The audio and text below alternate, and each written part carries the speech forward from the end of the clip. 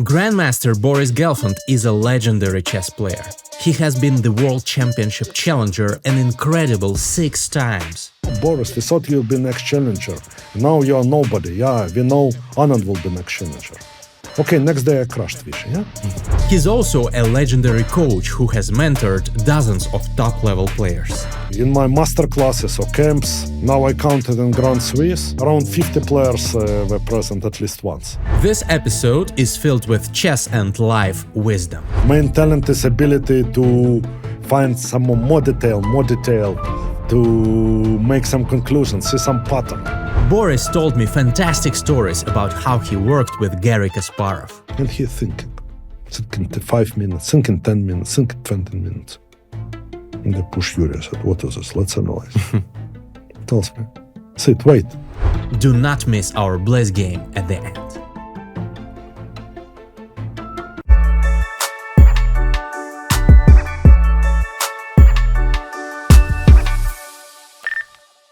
Boris Abramovich, welcome to the show. It's an honor for me, and I'd like to start by speaking about the state of modern chess. How would you describe it? I think it's best ever, yeah. I think chess never experienced such a good period like now, yeah. Okay, popularity of chess is incredible, yeah. For many reasons, yeah.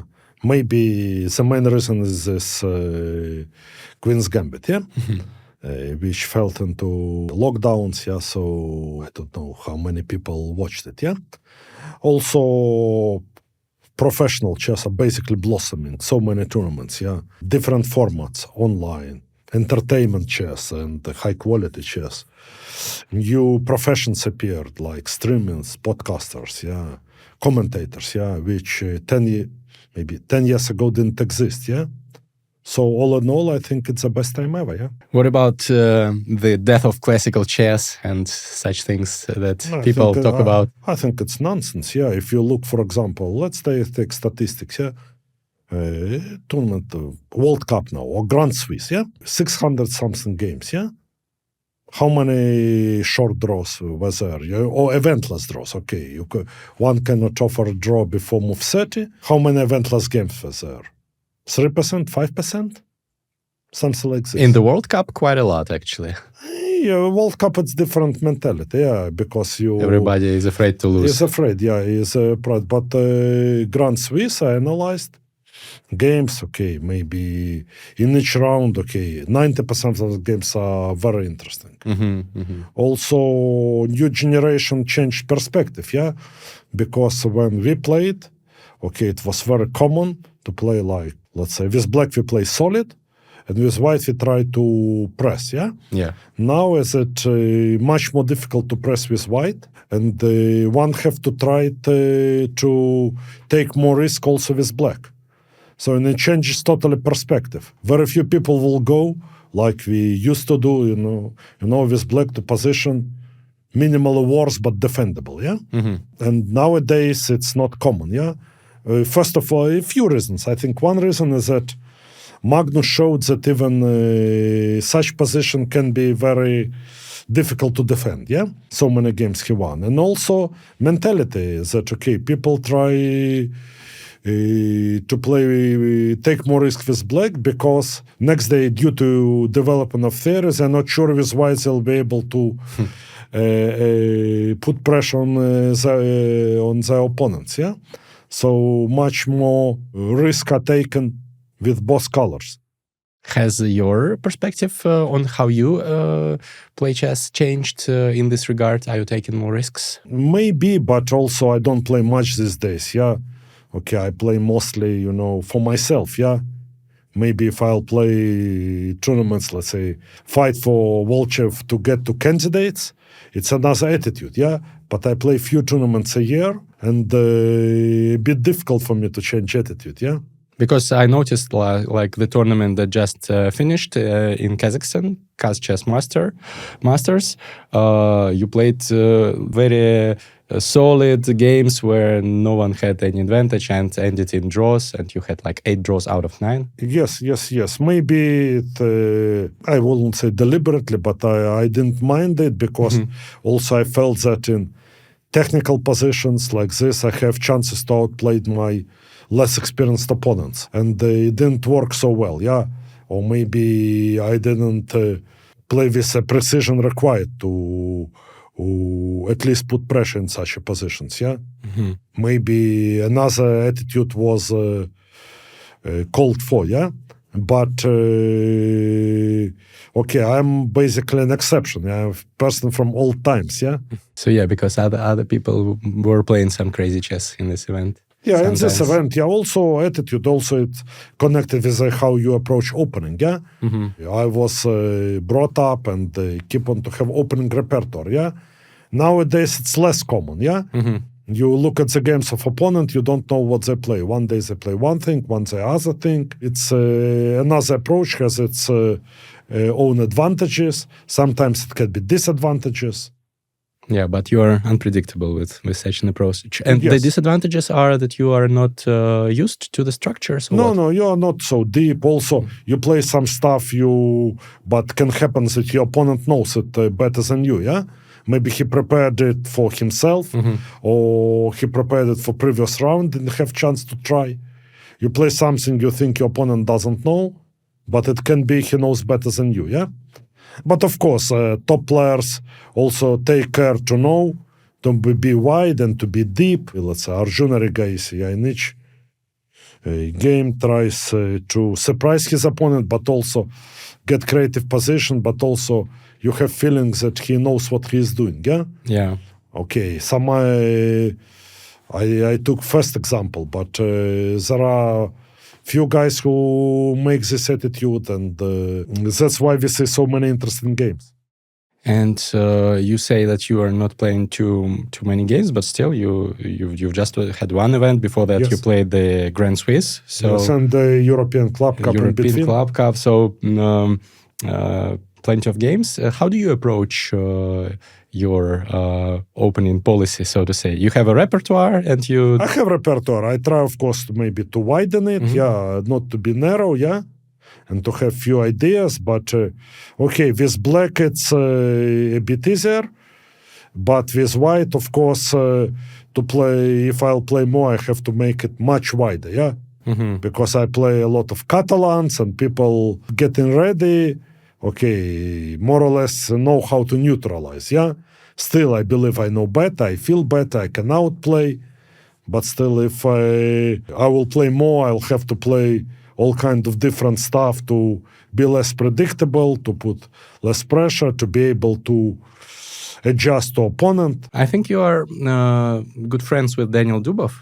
Yeah. And have you seen him speaking about classical chess recently? That it's impossible to get any kind of advantage with white. I'll just make draws in classical and play tie breaks in the World Cup. That's basically what he was saying. Yeah, it was his attitude, and we see that, let's say, other players has another attitude. Yeah. So you don't agree with him? No, it's his attitude. The World Cup, everyone chooses a strategy which works better for him, yeah? Anyway, it's a certain moment it gets down to luck, yeah?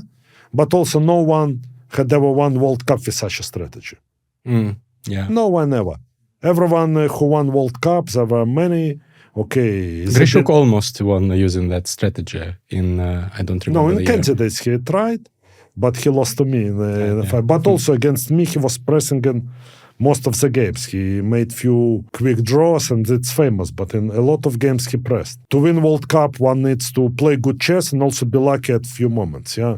I remember Levon was, when he won in 2005 in Khanty-Mansiysk, in quarter, I think it 1-8 against Vallejo, he could be mated in few moves. When I won, I could lose to Farukh Amanatov in second round. He had forced win and move 40.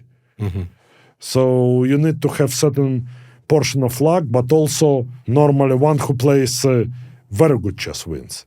If you just play draw and try to play for shorter type control, no one was yet won with such an attitude. Yeah, Daniel had some chances, but yeah. Yes, he did very well. He did very well. He advanced very far. But certain moment, maybe that attitude backfired because he had really good chance to get Sam Shankland in the first game. But in his body language, we see when you see video, maybe he was not that determined to win. Maybe in the back of his mind, I'm speculating, maybe it's total rubbish, He was still believing this attitude to play for shorter type control was somewhere back in his mind, Yeah, maybe. What about your own attitude to your trajectory in chess currently? Like, do you have any goals, or are you just playing to enjoy the process right now these days? I try to play good tournaments. If I have good tournaments, I cannot say no.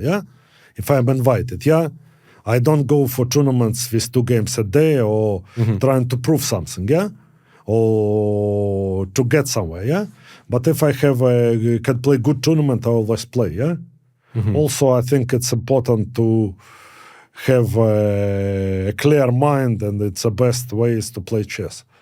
But also, I play a lot of training games with my friends from among best players in the world. I try to play every day, Some rapid chess, and it keeps me motivated, and I manage to do well, So it gives reasons for optimism, And when there is World Rapid and Blitz, of course, I try to always go with ambitions, Not always I manage to fulfill them, but I always try, It's a pity I cannot play this year, but I try not to miss this occasion, And do you have any ambitions for certain achievements in chess? I know that you've achieved practically everything possible under the sun, short of the World Championship title. Do you have any ambition, I don't know, to get back into the top Super GM, No. 2700 plus? No, because I think it's you have to, do only this, Make your only goal, to do it, and with little chances, But of course, maybe to get medal of one of the world Blitz or Rapid, will be good, Will be good, not big chances, but still possible, Otherwise, to play good chess, good games, And also, of course, everybody knows that you are a very experienced and accomplished coach, mentor for many of the top players. Can you disclose any of them you're working with, or is it all top secret? Well, personally, not so many, and I will better not to disclose. But national teams also, I worked with few national teams. Let's say last Olympiad, 3 out of 6 on the podium, I had training camps with them, with both Indian teams and with Kazakhstan women team. Uzbekistan, I had with them when they've been juniors. I don't take it as a credit, even slightest. Even so, they sent me, They sent me their thanks, But I had when they were junior, and then, for some reasons, we planned to have more camps, but something went wrong, Some technical details. So COVID started, or some other things. But, and with some other teams from top 10, who got in top 10, I had training camps. Yeah, I know that you've coached practically everyone, all the young Indians who are currently dominating. I had some camps. Let's say in my master classes or camps, now I counted in Grand Swiss, I think, or some private, around 50 players were present at least once. 50 present. Out of 112. And in women's also maybe around 20 or something, Yeah. What happens during those training sessions? What is it that you mostly focus on with those players? Because mostly I think you work with already very strong players, yes, right? Yes. No, there are two things: team, group sessions, and individual sessions. With individual, with a short time, I try to find out what problem players has, strong point and weak point. Try to, let's say, give some tips how to advance.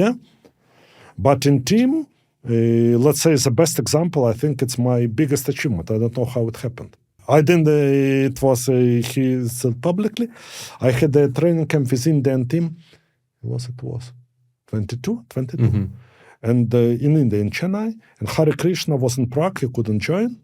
and team captain asked me to have a session with Hare Krishna, that he struggled recently, he told me.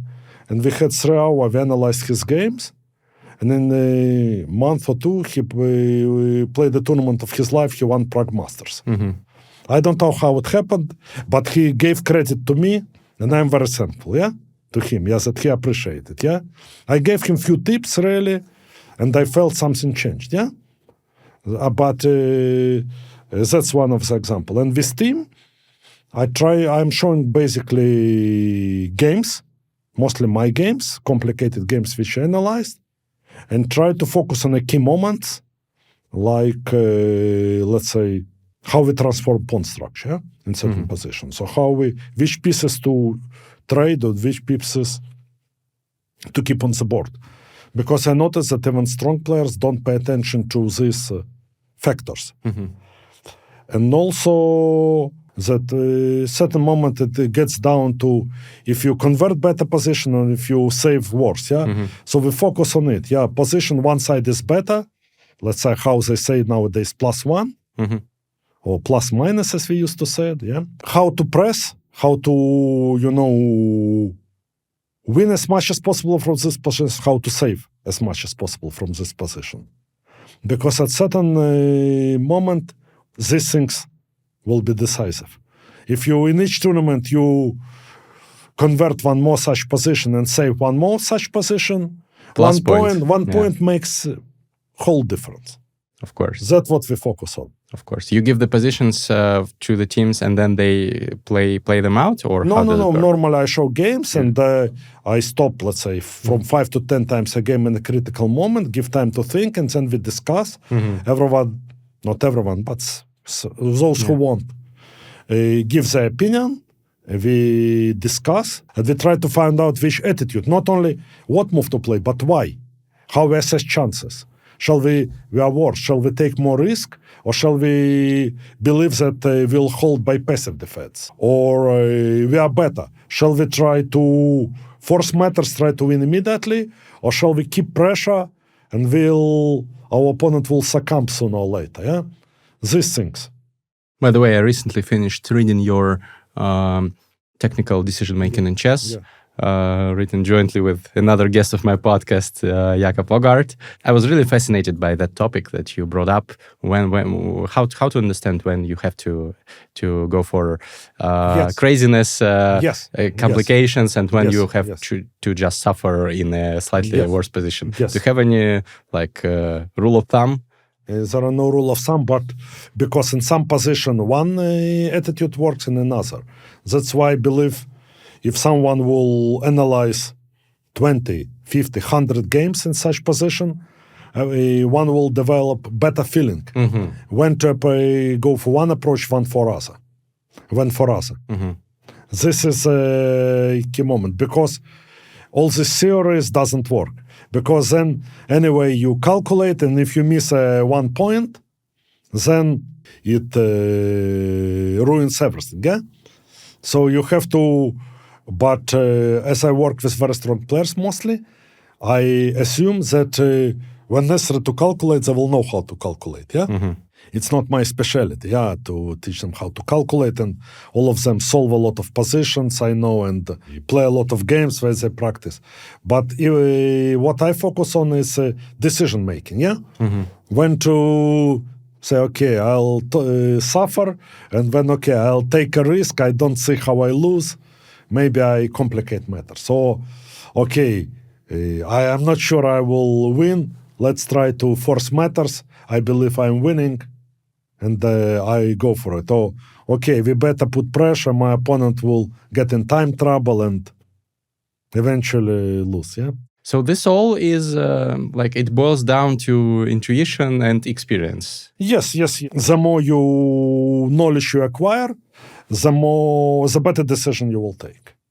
And basically, maybe, I don't know, the whole process of training, as I understand, there are 2 main ways of thinking, One is Dvoretsky's method, solving, You solve a lot of position, and by solving, you improve your calculation and your knowledge.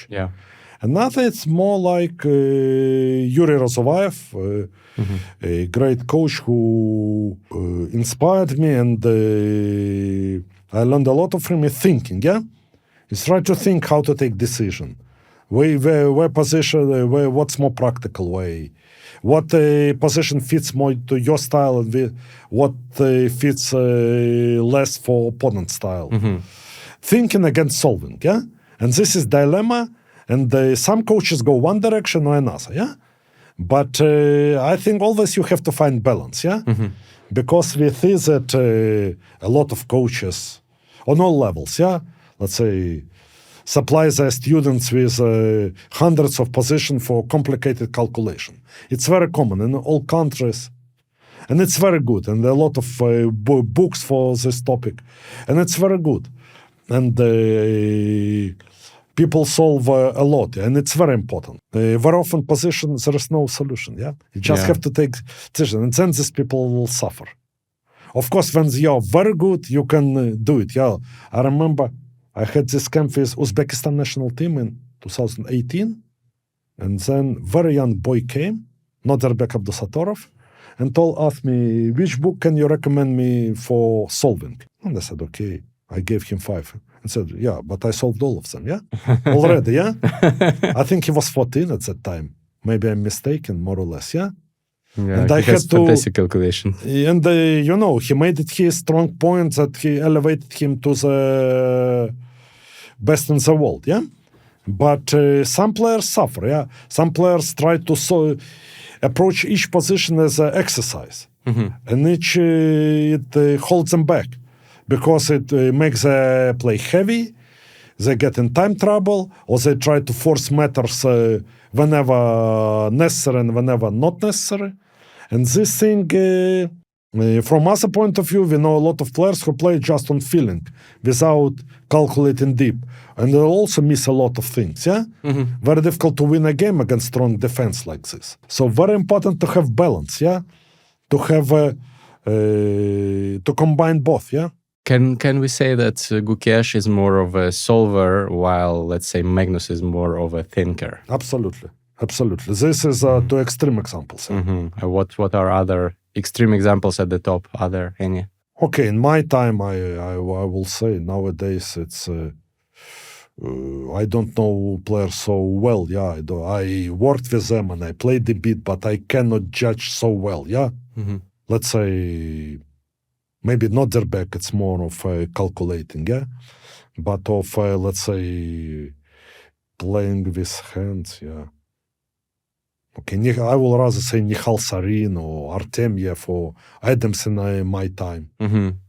So they have the great feel for where the pieces should be. Let's say, maneuver piece from one place to another, squeeze water out of stone, yeah. This is...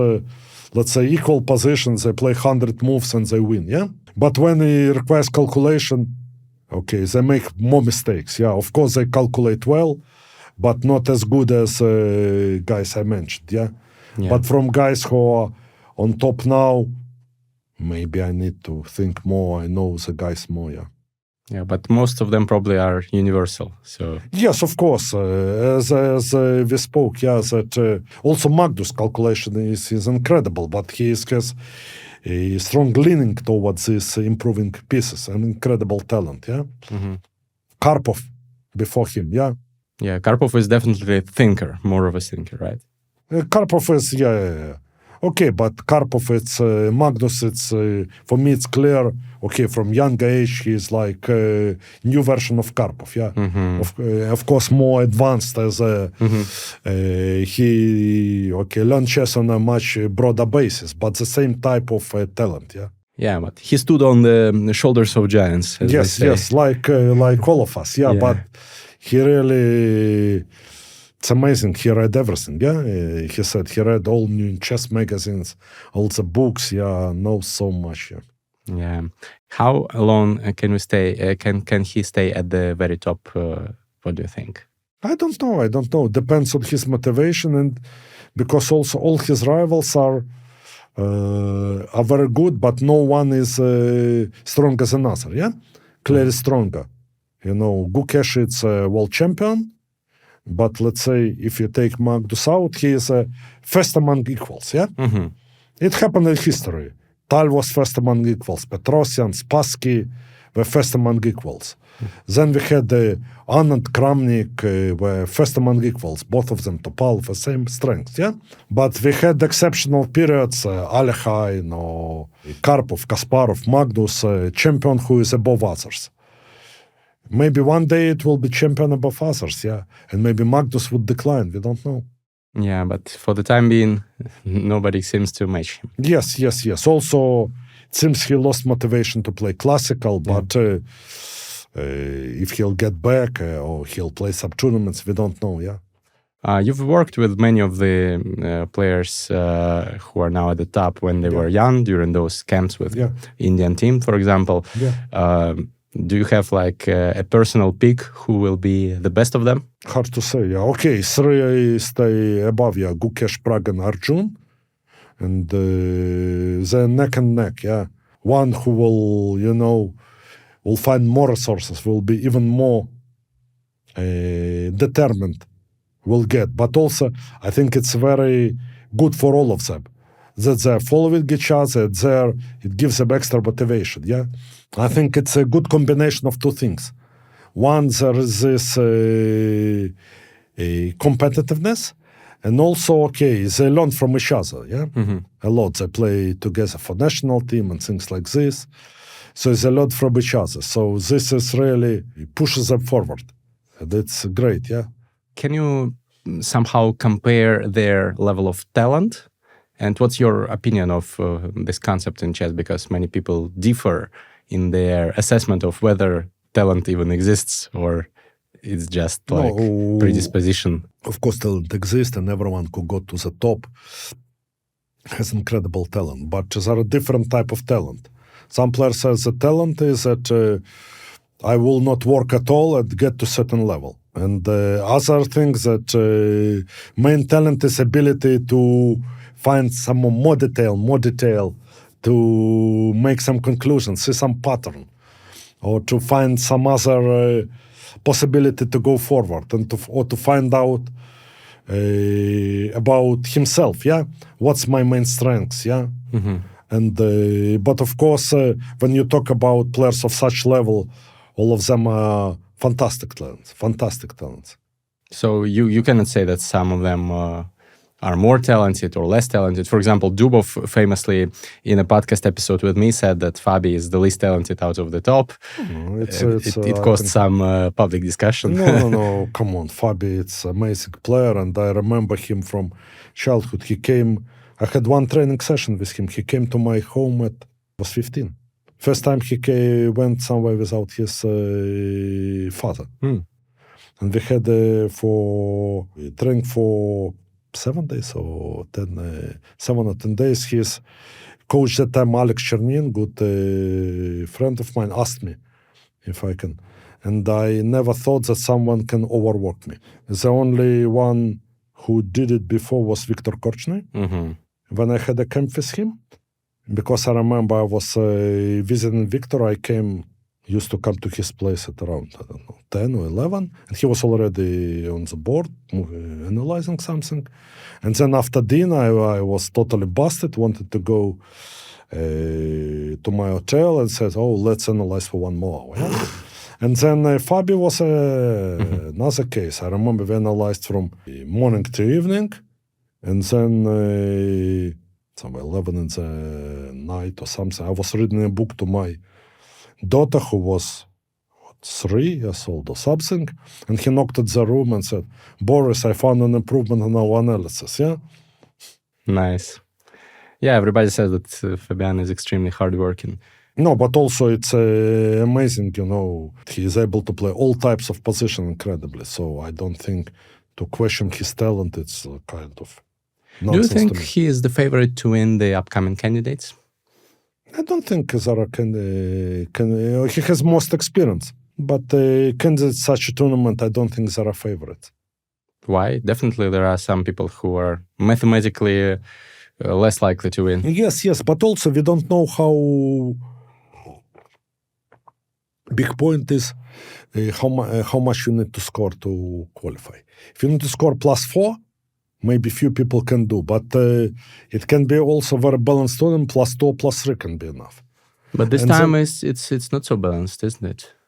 It's pretty balanced. Okay, there are few guys who are first time, but also okay. Now people know how to learn quickly. They will prepare intensely. You never know. But of course, Fabi has biggest experience. But we'll see. We'll see. All these predictions, Yeah, very, very, very tricky stuff. But still, if you had to bet on someone, I never bet. not with money, but just not with money, even nothing I bet. Life taught me that future is unpredictable. Okay. Still, about the upcoming candidates, are you excited about the lineup? Yes, of course. But honestly, you can replace maybe half of the players or more with other players. It will be as exciting. If Arjun will play, Noderbek will play, if Alireza will play, it will be as exciting, yeah? Do you agree with the critics of the system who say that it's weird that we don't have the players who are top 5 all in the candidates, that we don't have Vincent, Arjun, for example, because of the randomness of the, for example, knockout system at the World Cup or some luck in the Grand Swiss? Big part of my life, it was almost my dream to play candidate. Played many times. But big part of my career, there were no candidates at all. And, after this FIDE split, from 93 till 2005, best years of my life, there were no candidates. So to criticize something which is not 100% perfect, it can be done differently. When you went through this, I'm really proud didn't lose motivation, because it was very easy to do because you don't know what will happen, And the point is that the system rewards overperforming. Current system, overperforming. Is it good or not? To qualify, you need to overperform either in candidate, either in Grand Swiss, or to be extremely consistent in this circuit. What really it's wrong that one place of rating. And especially now when it's misused by Hikaru, it's really outdated, I think. Maybe I will give one more place to either Grand Swiss or to World Cup, Okay, you need to win, okay. Both Vincent was one move from qualifying in Grand Swiss. Arjun was extremely close. And of course, it's so pity that none of them qualifies. They play such impressive chess nowadays. Such impressive chess. It's such a big pleasure to watch both of them playing, So creative, so strong, And it's, but also we have to remember that they are young guys, I'm sure that will give him another motivation to come back even stronger, Because I remember all the time people are complaining, oh, how come, oh, so horrible candidates in where it was. Khanty-Mansiysk 14, and I had press conference journalists. So horrible, Andreikin qualified, and Hikaru will not have place, Fabiano will not have place. Okay, Fabiano won next candidate. Nothing happened, made him stronger. Okay, I understand that public wants to see the most popular players nowadays, But also if you think long term, if you can learn from it, if you can find what we spoke, inner resources to become even stronger. Also public like short-lived things, Because I remember, I tell you a story from my career. Okay, in 1990, I was considered to be next challenger, Yeah. You were top 3, right? I was top 3, okay. Very close with Ivanchuk, more or less equal. But I beat Ivanchuk. I said, okay, I lost candidate batch. I won a lot of Tudor, but Anand became even better. And then I played this interzonal in Bill, 93, last interzonal. And then one guy, very famous guy in chess, comes, oh, Boris, we thought you'll be next challenger. And now you're nobody. We know Anand will be next challenger. Okay, next day I crushed Vishy, with a nice game, and I won this interzonal. And okay, Vishy had better career, more successful, but okay, we have to think long term, Because public like short-lived thing. Okay, today he is number 2. Okay, rating change. Today he is number 2. But I see it long-term, yeah? That it's obviously everyone can reach peak at least at 30, yeah? Maybe later, yeah? I managed to prove that possible to reach one's peak later, but at least till 30. Magnus got his peak more or less in 30. Kasparov in 30, more or less, yeah? Even later Kasparov, yeah? 2000 if he reached his peak, even later, yeah? And okay, we know Fabi reached his peak later. So we know it's possible. So we shall see careers of all these fantastic players in a progress, yeah? 2 years, it's a very short period, yeah? And one who will work harder and manage, again, to pull maximum from himself will reach. I have no doubt whatsoever that Arjun will play candidates, Vincent will play candidates, they all have their chances there. Noderbeck will play candidates. They will all have their chance in their career. And it's up to them to use these chances. You mentioned your peak. I'm interested. What do you consider which place in your career do you consider your peak? Like the early 2010s, or because you had such an illustrious career, but it's hard to tell. I'm interested in your perspective. No, I think more or less from 2007 till 2013. So when you were... 2007 I tied second World Championship. After when this cycle finally resumed, 2009 I won World Cup, 11 candidates, played match 12, and then I won or tied 4 tournaments in a row. Not in a row, within half a year. And 2 Grand Prix, Tal Memorial we tied with Levon. Alekhine Memorial tied, Tal I won, ahead of Magnus and Fabi, and Adan and Kramnik. And you were around 2780, right? Yes. But also I felt that, the quality really grew, Because, numbers just indicates, but when you play, you really feel when you are strong and when you are not, How does it work? You've been at that very moment, you had been at the top by that time, 2 decades already. Yes. How do you improve at this point? What you needs keep on to change? working, keep insisting on you.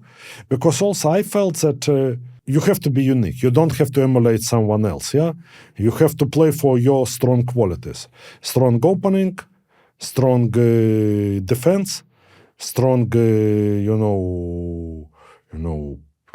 pressure, strong attack, and go for this. Not to, let's say, I played only sharp openings, neither for Sveshnikov or Petrov time to time, but also very concrete opening, I never played Rui Lopez because this maneuvering game, I felt, Anand is better than me, Kramnik is better than me, some players are better than me.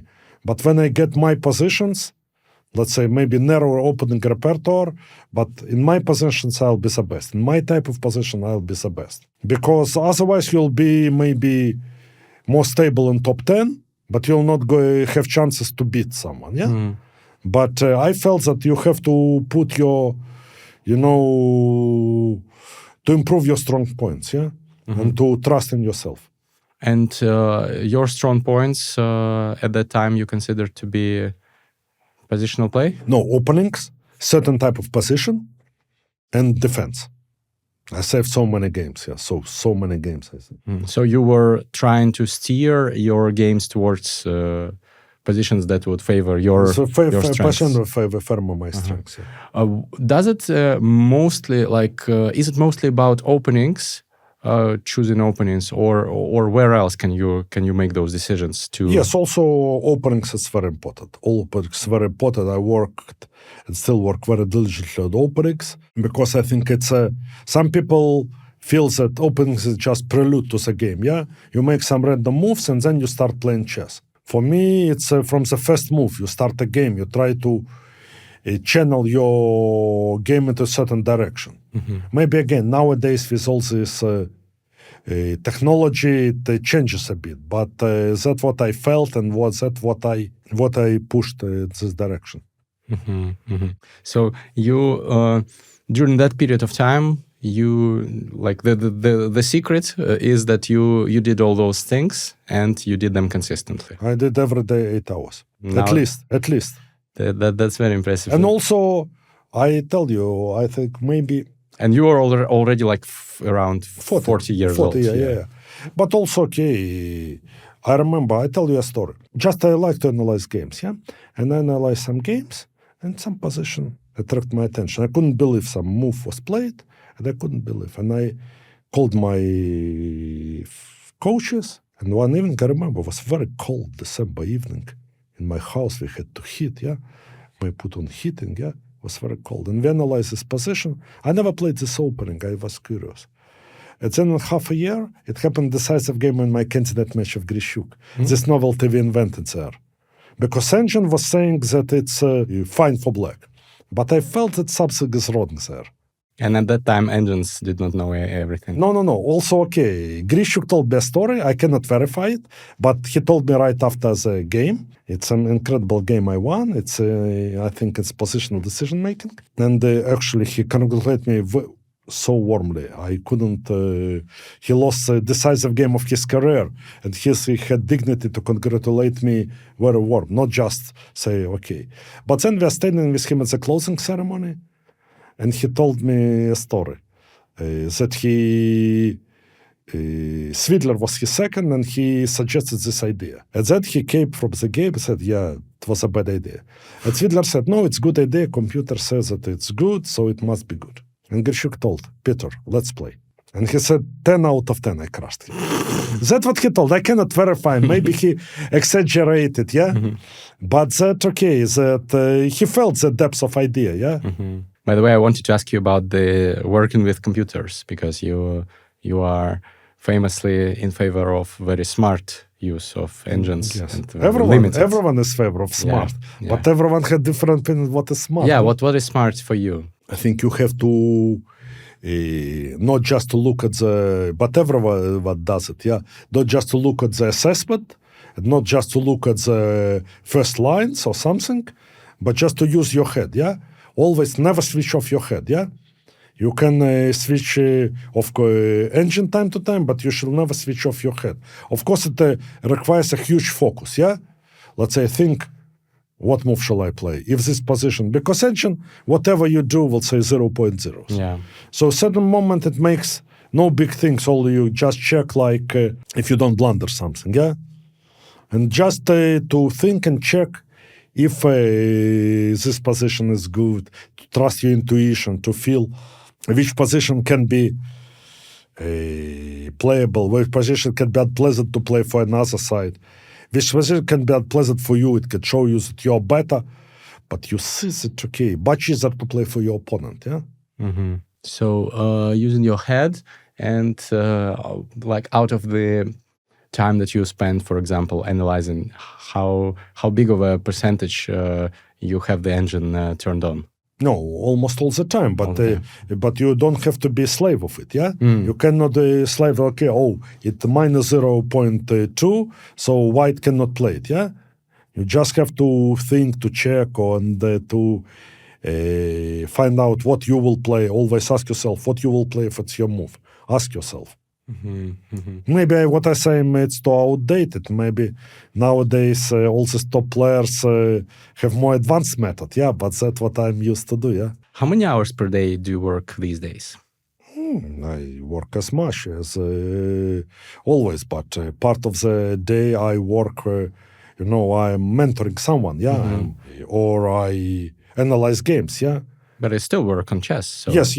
Okay, almost all the day, yeah, we can say, yeah. Almost all the day, because that's what I enjoy. When you work not for others, but for yourself, how do you split your time? Openings, calculations, something else? Well, before the tournament, I try to do more calculation. But also when I work for someone, yeah, I try to switch off computer and we analyze position. It's also kind of good training, yeah? If, let's say, I work with some top player and we discuss, let's say, some middle games, and we do it without engine, okay, I choose position, I check a bit that it has value, yeah, that has big value, but still he suggests moves. Normally, chess is so rich that I have to react by myself. I don't put a button and say, oh, here it's you're wrong because of this, yeah?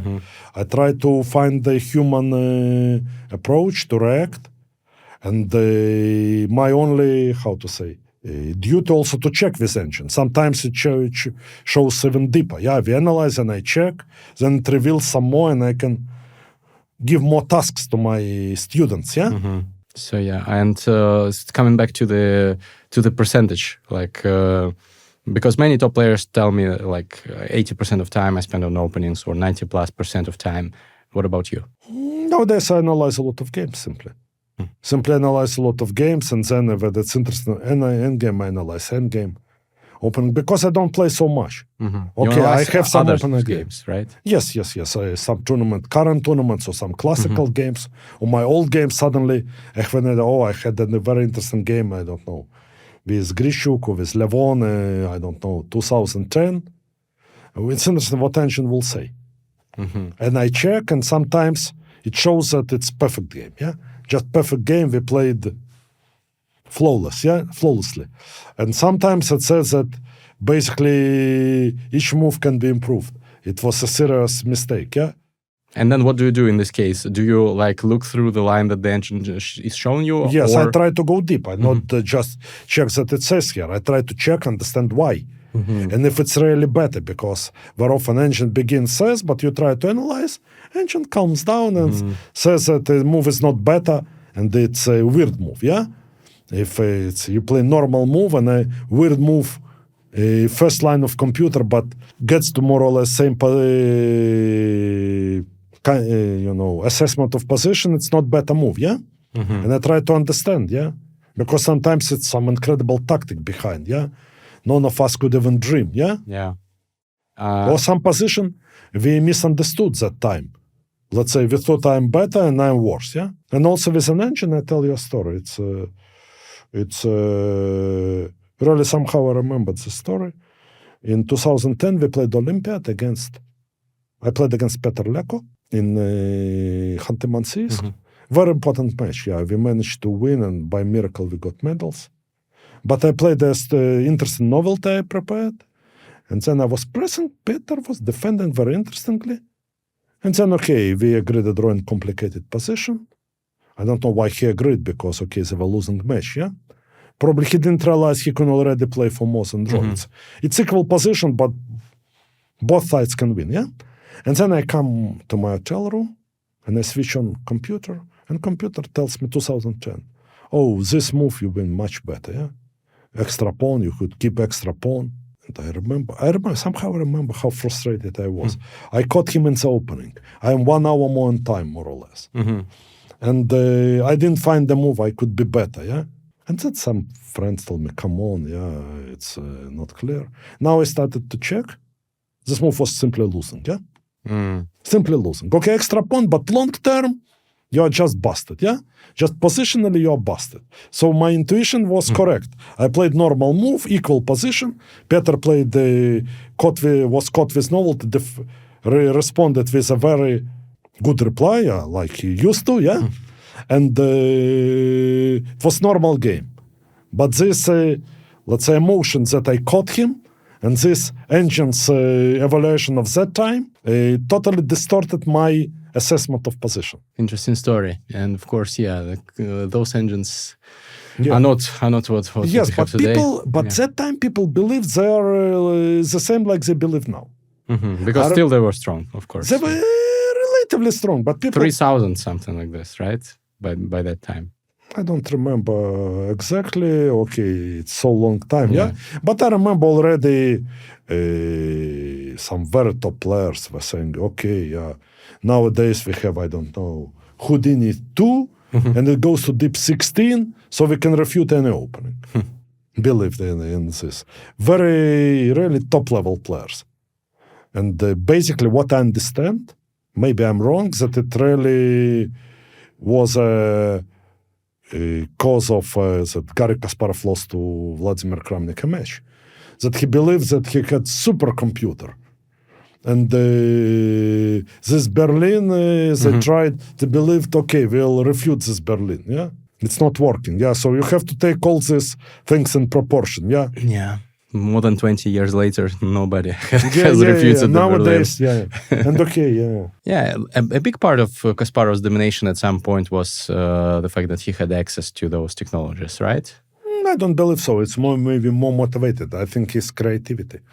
He was inventing so many interesting ideas in all different openings that he was really above his opponents in this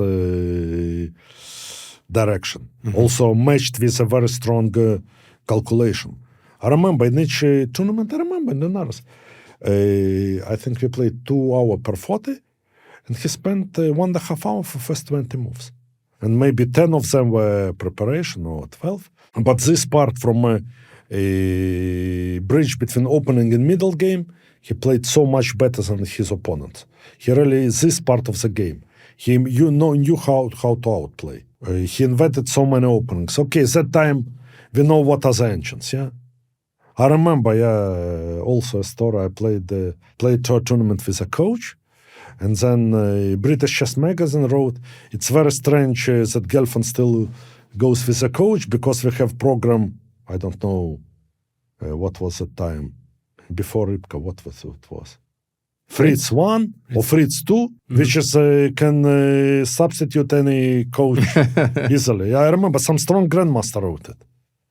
But Kasparov knew how to find an ideas.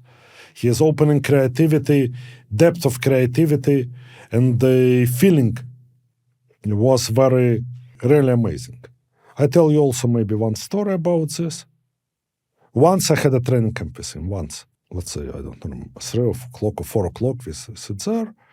Yuri Dokhayan, late Yuri Dokhayan, his coach sits, and we decide to analyze Najdorf. Yeah? I hope he doesn't mind I reveal it so many years past. Yeah? And let's say, bishop e3, 6 move. And he's thinking 5 minutes, thinking 10 minutes, thinking 20 minutes. And I push Yuri, I said, what is this? Let's analyze. Tells me, sit, wait. And then he kept up with his idea, knight g4, bishop g5, h6, g5, bishop g7. One of the best system. I won later, already in 2010, I won against Nakamura and Karyakin. It used to be quite popular. Maybe the best till now, or one of the best, yeah? One of the best. It's not refuted, definitely, till now. And he just came. He was able to go so deep in this idea. And okay, next tournament he beat Shirov, he beat Anand, he loses to Anand, but so many ideas. He just was able, he focused so intensely for 20 minutes, and he created new opening idea, yeah? Wow. And it's no engine was saying maybe, okay, it's not losing directly. It was one can reach depths of 14, you don't blunder a piece, basically, in our terms. But this was a reason of his dominance. And Kramnik was doing it wide, He invented all this knight f3, c4, all kind of wide. He found it in different openings. While Kasparov focused also more or less, I rather followed him, focused on few openings, but went extremely deep in them, Well, that's a great story. So this line never existed before. So he just sat and invented it. I think so. Maybe I forget something, but maybe he already played few games before. But I think it's maybe he already played with Anand. But we found a lot of ideas inside this. Yeah. And then he found 5 more after e5, 6 more e5, and after e6. And after bishop e2, and after each, he found so many new ideas. So this was, it's not computer. Okay, he always, tried to be very modern, to use all Fritz 1, Fritz 2, but it's all maybe had more effect on opponents who were afraid of it. But his real brilliance was a reason behind his success. What do you think you would recommend young players watching this episode, listening to this episode, and wanting to improve? Maybe if you could impart one piece of advice from your ample reservoir of knowledge, what would you suggest to those people who are serious about their chess and want to improve?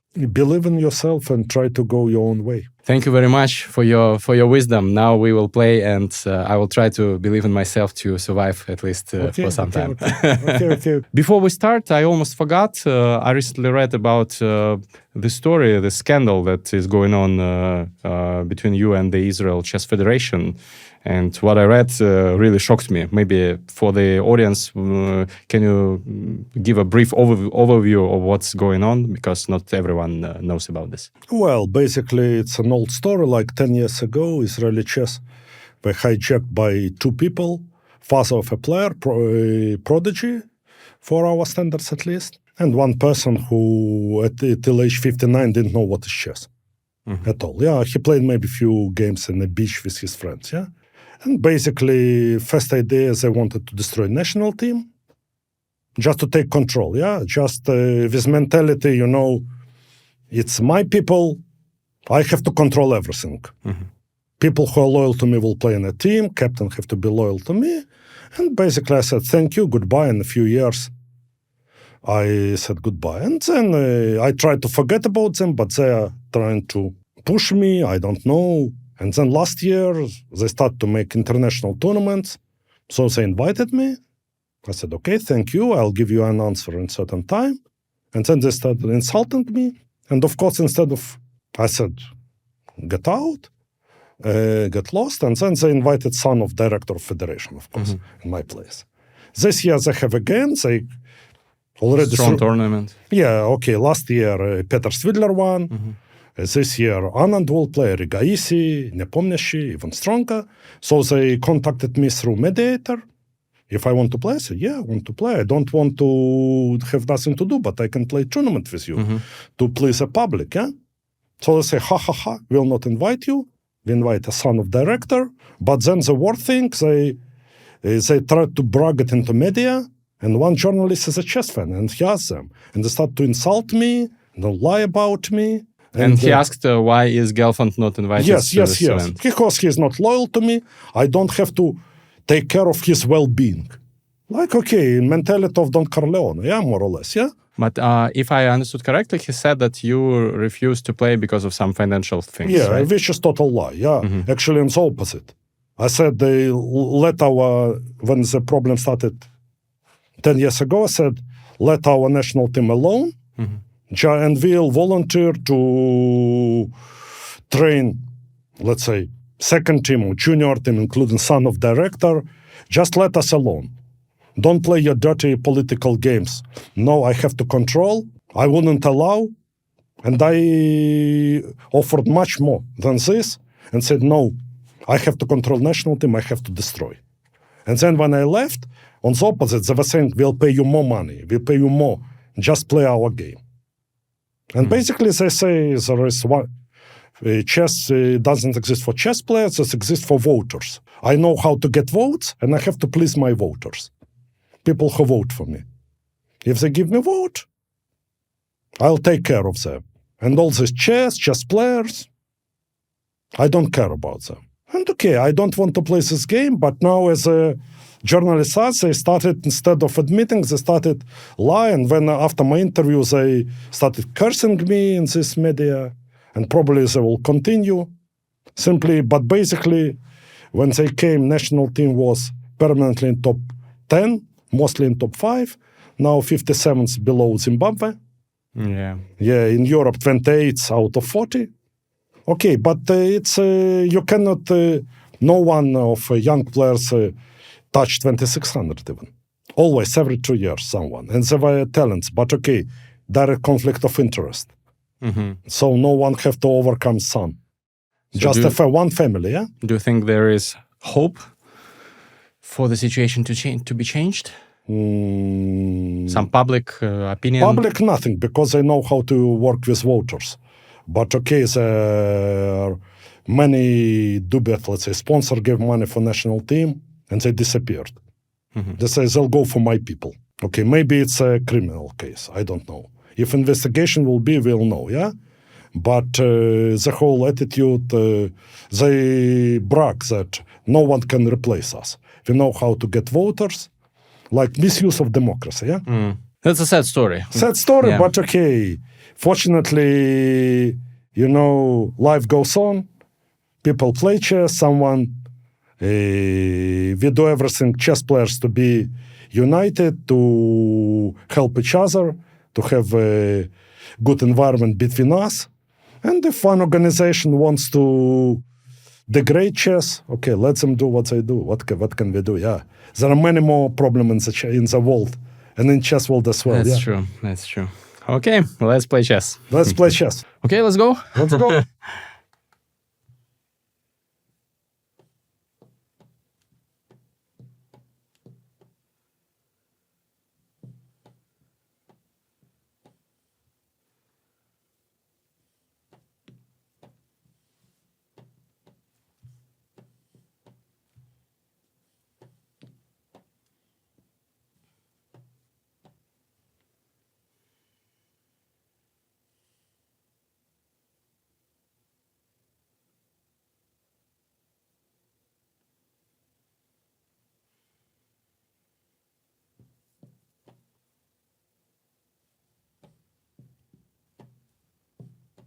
Just...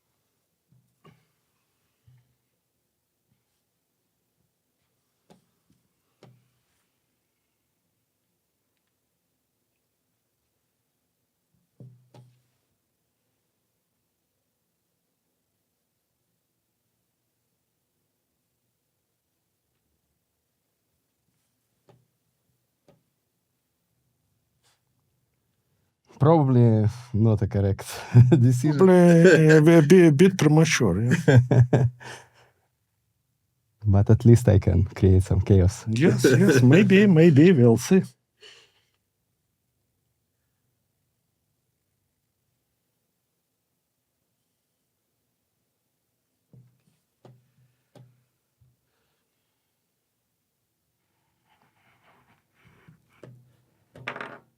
Mm-hmm.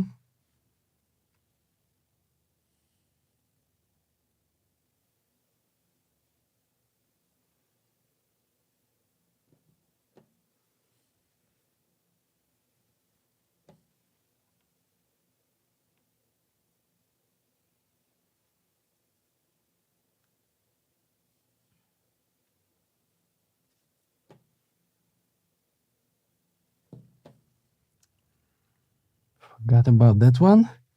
Yeah, that's what I was playing for it. Yeah. Yeah, completely forgot. Okay. Of course. Not ideal.